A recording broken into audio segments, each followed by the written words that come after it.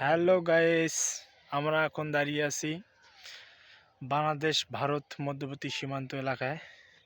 আমার পিছনে দেখতে পারতেছেন ভারতের সীমান্ত, তার কাটার বেড়া। আমরা দুই ভাই এসেছি ঘুরতে।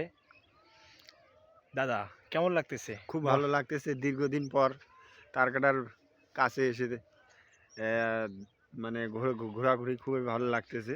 তাই?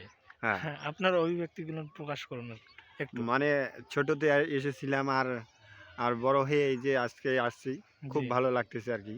তাই নাকি? হ্যাঁ, এখানকার প্রাকৃতিক সৌন্দর্য কেমন খুব লাগতেছে? সুন্দর লাগতেছে। অনেক দিন পর আসা, আগে ছিল তারকাটার কাছে জি। ইয়ে ছিল, মানে জঙ্গলে ভর্তি ছিল, এখন তো আর মনে হয় জঙ্গল নাই।